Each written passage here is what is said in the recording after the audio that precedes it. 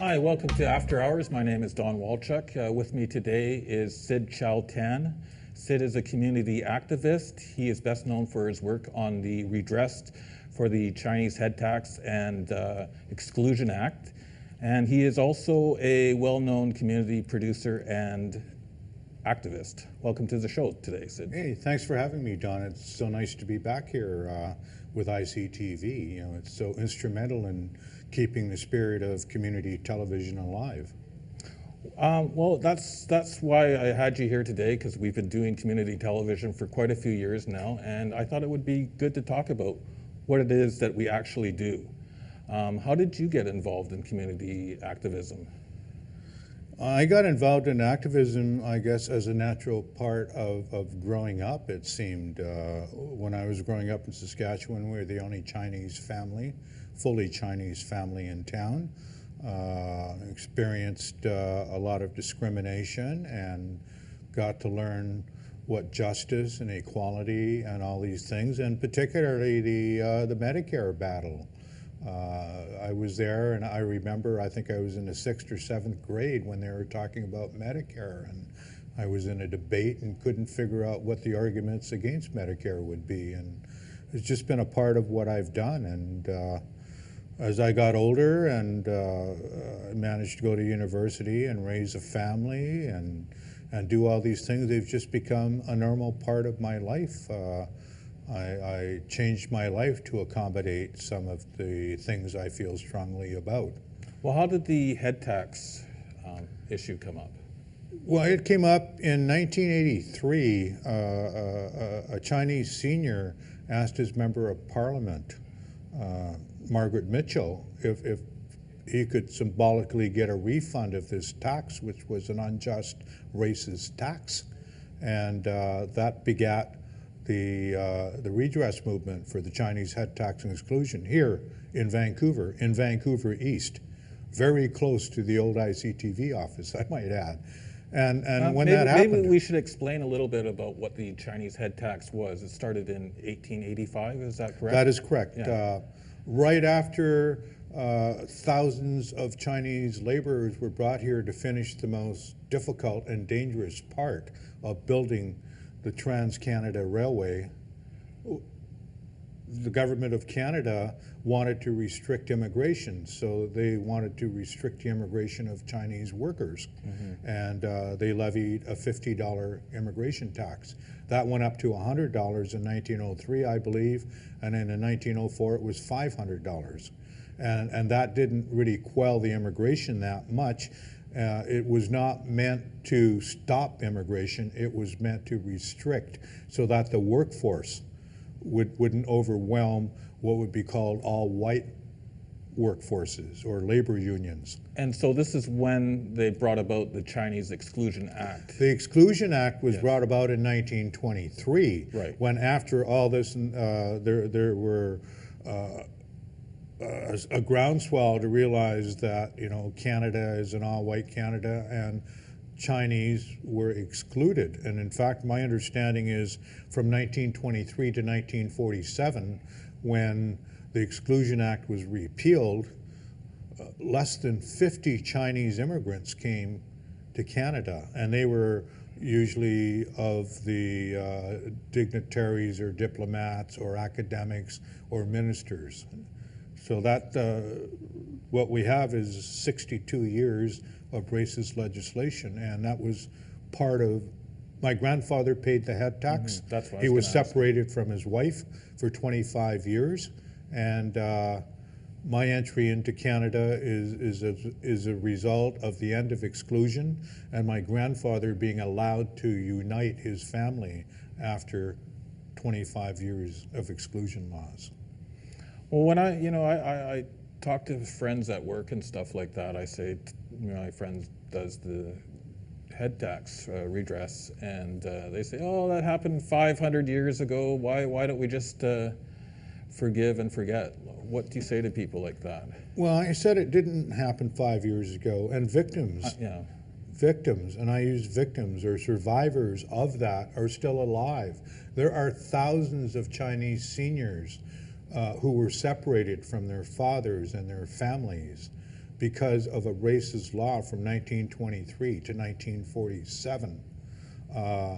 They have received apologies now from the federal government and from the provincial government. The provincial government just recently. But the fact is, the government discounted them. They didn't take into account it was individuals that suffered. It was families that suffered. And the apology is, for me, an apology should actually acknowledge the wrong. The government has done that. An apology should also have some kind of restorative justice to the people that suffered under that. It should be healing for them, and there should be some kind of reconciliation. And the government has taken what I call the photo ops and the vote pandering part of the apology, and they haven't done the hard work of dealing with restorative justice, of dealing with reconciliation and healing for those. And I'm just so pleased to work with Chinese seniors. I've learned so much from them, and this was a growth thing. I've been doing it for almost 3 decades now, and I got. How did that come about? Now you're a community television producer, so how did that all come together? It came together when I realized I asked when this came up. My grandfather had passed away by then, but I asked my grandmother what I should do. And she said, whoa, Afui, my Chinese name is Ming Fui, and he said, Afui, like don't get involved. What if the government comes here in the middle of the night, knocks on our door, take you away, tie you up and throw you in the river? Then where would the family be? And I thought, holy cow, what? I didn't expect that. That came out of nowhere, because I've always grown up with rights and that. And when I heard my grandmother have this fear, I said, I got to get involved. That was, I never let her know I got involved. Yeah. And that's a real fear she had about government agencies, is that... Well, our family was colonized on 2 continents. On the one hand. On the other hand, the communist government in 1949 confiscated my grandfather's farm in China. When the revolution took place. So this was his reason why he decided. My grandfather had always planned on going back to China and retiring on that farm, since he only understood in all his life there was this exclusion law and tremendous racism. And he wanted to go back, but once they lost the farm, the future was here in Canada.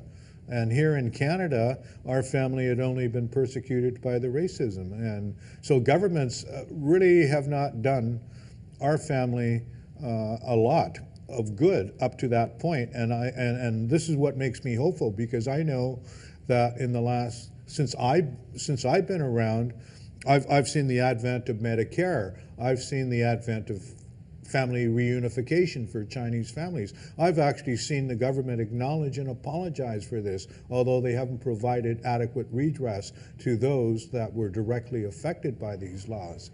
And that's why I still work on it. And I just realized that I can't think of anything better to do with my life than to support my community, than to support the Lo Walchuk, the old overseas Chinese who laid the foundation for all, Chinese immigrants in Canada. Without them, we'd still be talking about whether the Chinese can vote in Canada. Well, what is happening now with the head tax redress? The movement is there. It's still looking. Our seniors are dying, and of course, this is the hope of the government to not provide direct redress to those that were affected, in the hope they will all die. So that, as you brought up, your friends say, well, this happened a long time ago. It did not happen a long time ago. There are still people alive. This is not history. Mm-hmm. People that suffered these injustices are still alive. Mm-hmm. They should be recognized. Now, there's something coming up pretty soon the Legacy Project. Can you talk a little bit about that?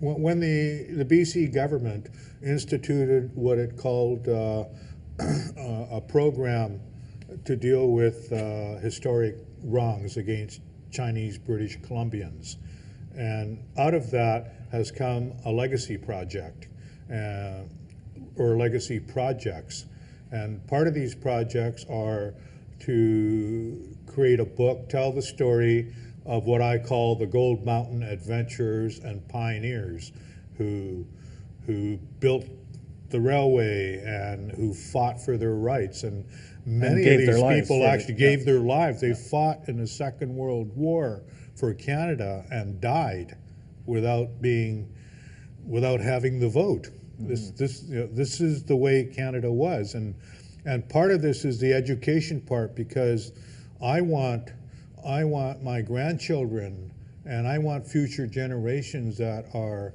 of the early Lo Walchuk, the old pioneer families, to actually be proud of that. You know, generations from now, I hope that people will identify themselves as, we're Canadians, we're a head tax exclusion family, just like Europeans do the United Empire Loyalist, or Americans do the Mayflower. Chinese immigration is a big story. It could be one of the most epic and heroic stories actually on this continent. And I want to really make clear, the Chinese that came, the immigrants, they are settlers. In some ways, they are even colonizers.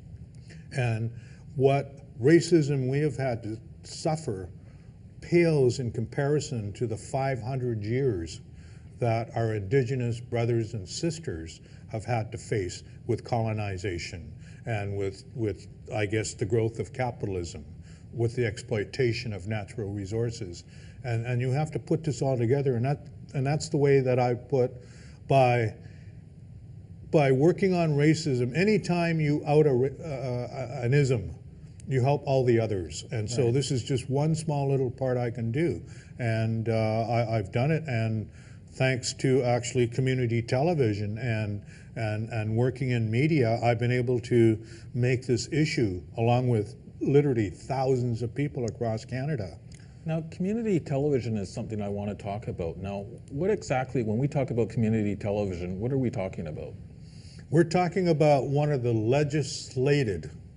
legislated systems that's available for Canadians so that they have access to the airwaves. There are three parts to the Canadian broadcasting system. There's public, which is CBC, Radio Canada, and in some ways Public Knowledge Network, CPAC. There's private, which is pretty much everything else except for community television.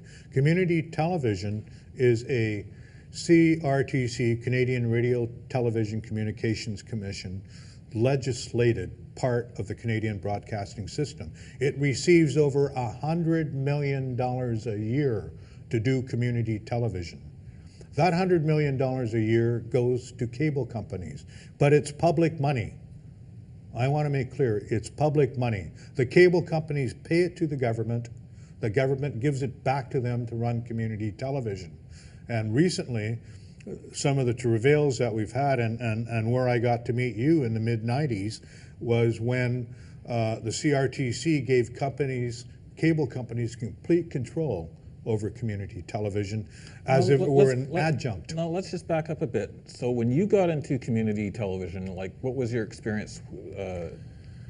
I got into community television I got in because I used to... this was during Expo around 1986? Yes. Yeah, okay. Yeah, I got in because I used to co-publish a Chinese-Canadian community newspaper, in real paper, where we printed. Oh, okay. And somebody that was doing community television... What was the name of the paper? Chinese-Canadian Press. Oh, okay, okay. And someone who was doing community television, Hotman Cito, asked if I would want to host some community television shows or come in and talk about the community, and I said yes.